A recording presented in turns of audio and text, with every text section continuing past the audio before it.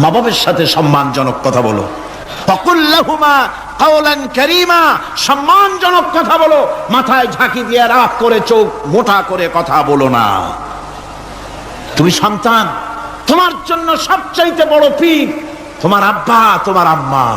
আল্লাহ পাক বলছেন শোনো, وَقَضَى رَبُّكَ أَلَّا تَعْبُدُوا إِلَّا إِيَّاهُ وَبِالْوَالِدَيْنِ إِحْسَانًا। তোমার প্রভুর পক্ষ থেকে ফয়সালা হয়েছে, চূড়ান্ত সিদ্ধান্ত হয়ে গিয়েছে, আমি আল্লাহর ইবাদতের পর তোমার মা বাপের ইহসান করবে, খেদমত করবে, তাদের জন্য উপকার করবে, তাদেরকে ভালোবাসবে। আল্লাহ রাব্বুল আলামিন বলেন মা বাবার সঙ্গে কেমনে কথা বলবে, তাদের সাথে কিভাবে আচরণ করবে, আল্লাহ তাও শিখিয়ে দিয়েছেন। আল্লাহ পাক বলেন ওয়ালা তাকুল লাহুমা ওয়া কুল লাহুমা কাওলান কারীমা। মা বাবার সাথে সম্মানজনক কথা বলো। ওয়া কুল লাহুমা কাওলান কারীমা, সম্মানজনক কথা বলো, মাথায় ঝাঁকি দিয়ে রাগ করে চোখ মোটা করে কথা বলো না। তুমি সন্তান, তোমার জন্য সবচাইতে বড় পীর তোমার আব্বা, তোমার আম্মা। ঠিক কিনা কর? ছেলের জন্য, মেয়ের জন্য, সন্তানের জন্য সবচাইতে বড় পীর কে? বাপ মা। এটা ভালো করে মনে রাখতে হবে। আপনার মাওলানা সাহেবদের দোয়া, পীর সাহেবদের দোয়া কবুল হতেও পারে, নাও হতে পারে, 50-50 সম্ভাবনাও আছে, আবার সম্ভাবনা নাই। কিন্তু মা বাবার দোয়া কবুল হবে 100% সিউরিটি রয়েছে। রাসূলুল্লাহ বলেছেন 3 জনের দোয়া কবুল হবে, মুস্তাজাবুদ দাওয়াত। কয়জনের দোয়া কবুল হবে?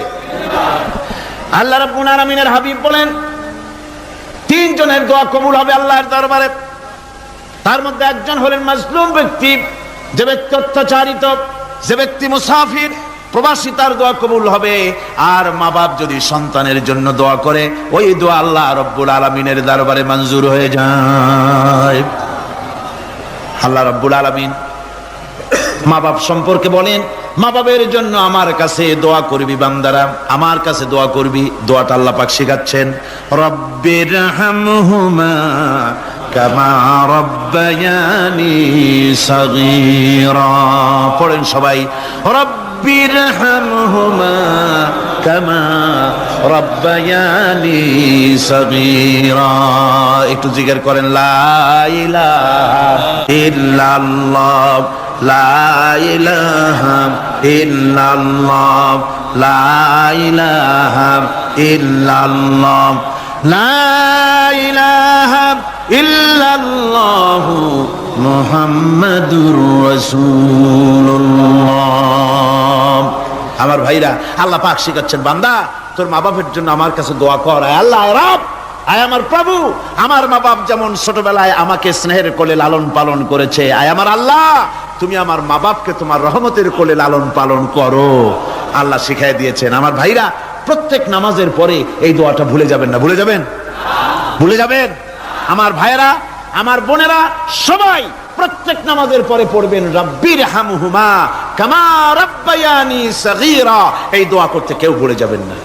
আল্লাহ রাব্বুল আলামিন বলে, বান্দারে وَوَصَّيْنَا الْإِنسَانَ بِوَالِدَيْهِ إِحْسَانًا حَمَلَتْهُ أُمُّهُ كُرْهًا وَوَضَعَتْهُ كُرْهًا। আল্লাহ পাক বলেন, আমি পৃথিবীর সমস্ত মানব মণ্ডলীকে উপদেশ দিয়েছি, মা বাপকে সম্মান করো, শ্রদ্ধা করো, তাদের উপকার করো। তার কারণ হলো তোমার মা তোমাকে গর্ভে ধারণ করেছে অত্যন্ত কষ্টের সাথে। আল্লাহ বলতেছেন, মা তোমাকে গর্ভধারণ করেছে অত্যন্ত কষ্টের সাথে, এরপরে তোমাকে ডেলিভারি করেছেন অত্যন্ত কষ্টের সাথে, তোমাকে ডেলিভারি করেছেন। গভীর রাত্রে মানুষ সব ঘুমায় যায়, গর্ভবতী মা ঘুমাতে পারে না, সন্তান পেটের ভিতরে, হাঁটু দিয়া গুতা মেরেছে, পা দিয়া লাথি মেরেছে।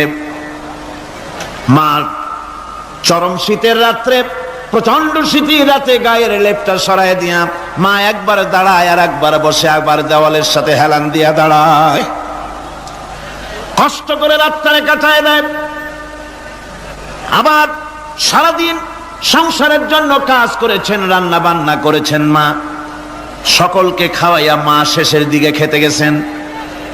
যখন নিজে খেতে গেলেন, খাবারের ক্ষুধা নিয়ে পেট ক্ষুধা নিয়ে খেতে বসেছেন, পেটের ভিতরে সন্তান লাথি মেরেছে, পেটের মধ্যে ঘুষা মেরেছে, হাঁটু দিয়া গুতা মেরেছে, ভরা পেটে পেটের ভিতরে সন্তান গুতা মারলো হাঁটু দিয়া মাথা দিয়া। মা ক্ষুধা রয়েছে পেটে, খেতে পারলেন না, বেদনা শুরু হয়েছে। খাবারের থালাটা ঠেলে দিয়ে মা দাঁড়ালেন, বসলেন, চোখের পানি ফেললেন। এভাবে করে মা একটা দুইটা দিন নয়, 10টি মাস পর্যন্ত সন্তানটাকে পেটের মধ্যে নিয়ে, একটা জীবিত মানুষ আর একটা জীবিত সন্তান পেটের মধ্যে নিয়ে নড়াচড়া করছেন, চলাফেরা করছেন। কিতাবের মধ্যে এসেছে রাতের বেলায় মা যে ঘুমাতে পারেন না সন্তানের নড়াচড়ার কারণে, রাতভর ইবাদত করলে যত সওয়াব পাওয়া যেত আল্লাহ ওই সওয়াব মায়ের আমলনামায় লিখে দেন। সন্তান পেটে থাকার কারণে খেতে পারে না, পেট ভরে ক্ষুধায় কষ্ট পায় মা, এই জন্যে 10 মাস ধরে রোজা রাখলে যে সওয়াব হতো আল্লাহ রাব্বুল আলামিন মায়ের আমলনামায় রোজার সওয়াব লিখে দেন। 10 মাস পুরে গেল, সন্তান ডেলিভারির সময় চলে এলো। মায়ের মন বিমর্ষ, সন্তান ডেলিভারি হবে, না জানি মরে যাই নাকি, না জানি অপারেশন লাগে নাকি, কি অবস্থা হবে। মা খেতে পারে না, মুখটা শুকায়া যায়। ডেলিভারির সময় যখন আসে, মা বাবার কাছ থেকে বিদায় নিয়ে যায়, স্বামীকে একান্তে গোপনে ডেকে নিয়ে বলে, প্রাণের স্বামী, দীর্ঘদিন একসঙ্গে ঘর কন্যা করেছি, অপরাধ হয়ে যেতে পারে, আমারে মাফ করে দিও। আমার মনে হয় এবার আমি আর বাঁচবো না। সংসার থাকলো, চাবি থাকলো, সব বুঝে নাও, আমারে মাফ করে দিও। মা চলে গেল সতিকা গৃহে, ক্লিনিকে চলে গেল, অপারেশন থিয়েটারে চলে গেল, অথবা ডেলিভারির জায়গায় চলে গেল। ডেলিভারি পেইন শুরু হয়ে গেল, বেদনা শুরু হয়ে গেল। এক একটা বেদনা যেন মায়ের এক একটা মৃত্যু যন্ত্রণা শুরু হয়ে যায়। এমন যন্ত্রণা, প্রসব বেদনা দুনিয়ার ভুক্তভোগী মা ছাড়া আর কেউ জানে না। এই চরম বেদনার ভেতর দিয়ে, চরম কষ্টের ভিতরে মা যখন একটা বাচ্চা প্রসব করলো, জিহাদের ময়দানের মতো মা রক্তাক্ত হয়ে গেলেন, সন্তান দুনিয়ায় এলো। মা তখন অস্থির থাকেন। এত বড় বিরাট কষ্টের ভিতরে আল্লাহ রাব্বুল আলামিন বলেন, সন্তান যখন ডেলিভারি হয়ে গেল, মায়ের মনের ভিতরে আমি তখন এই ফিলিংস, এই টেন্ডেন্সি জাগ্রত করে দিই, দেখ কি হয়েছে। মা তখন দেখতে চায় কি হয়েছে। মায়ের সামনে যখন এত কষ্টের, হৃদয় বিংরণ, কলিজার 32টি নাড়ি ছেঁড়া যন্ত্রণার সন্তান যখন মায়ের চোখের সামনে আসে, আল্লাহ পাক বলেন, মা যখন তার ছেলের মুখের দিকে তাকায়, মেয়ের মুখের দিকে তাকায়, আল্লাহ বলেন 10 মাসের পেটে ধরা কষ্ট আর ডেলিভারির সব কষ্ট মায়ের মন থেকে মুছে ফেলে দেই। আল্লাহ রাব্বুল আলামিন বলেন, খবরদার দুনিয়ার মানুষ, এমন মায়ের সাথে নাফরমানি করবি না, এ মায়ের সাথে নাফরমানি করবি না, মাকে সম্মান করবি, মার কাছে দোয়া চাবি। দুনিয়ায় যদি সম্মান চাও, রিজেক্ট দাও, মায়ের পায়ে ধরে কাঁদো। মায়ের জাতি অনেক সম্মান তার। রাসূল করিম সাল্লাল্লাহু আলাইহি সাল্লামকে প্রশ্ন করা হয়েছে, হুজুর খেদমত করব কার? হুজুর কয় মায়ের। তারপরে কার? হুজুর কয় মায়ের। তারপরে কার? হুজুর বলেন মায়ের। তারপরে কার? তোমার পিতার। 3 গুণ। তোর মায়ের মর্যাদা 3 গুণ বেশি, তোর বাপের চাইতে মর্যাদা বেশি। সুবহানাল্লাহ পড়েন। আর আজকে ইসলামের শত্রুরা তারা বলে যে ইসলাম নারীর অধিকার আদায় করে নাই। নারীর অধিকার ইসলাম দেয় নাই তো কে দিয়েছে? আমার বন্ধুগণ, বিশ্বনবী জনাব মুহাম্মদ রাসূলুল্লাহ সাল্লাল্লাহু আলাইহি ওয়াসাল্লাম মসজিদে নববীর ভিতরে বসে আছেন। এক বৃদ্ধা মহিলা মসজিদের মধ্যে প্রবেশ করলেন। হুজুর বৃদ্ধাকে দেখে দাঁড়ায় গেলেন, বিশ্বনবী বুড়ি মেয়ে লোককে দেখে দাঁড়ায় গেলেন। আল্লাহর নবী বুড়িকে দেখে দাঁড়ালেন। বুড়ি যখন কাছে এলেন, আল্লাহর নবী নিজের গায়ের চাদর বুড়ির জন্য বিছায়া দিলেন। বুড়ি বসলেন। এরপরে কথাবার্তা সারার পর বুড়ি যখন বিদায় হবেন, হুজুর আবার দাঁড়ালেন। বুড়ি মহিলা চলে গেলেন।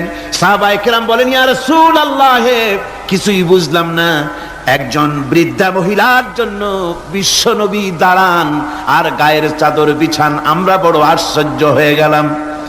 নবীজি বলেন, ও আমার সাহাবীরা, তোমরা জানো না এই মহিলাকে চিনতে পারো নাই? আমি আমার মায়ের দুধ আমার জীবনে কিসমতে তেমন হয় নাই, আমি আমার মায়ের দুধ তেমন কিসমতে পাই নাই। যার বুকে দুধ খেয়ে, যার কোলে কাকে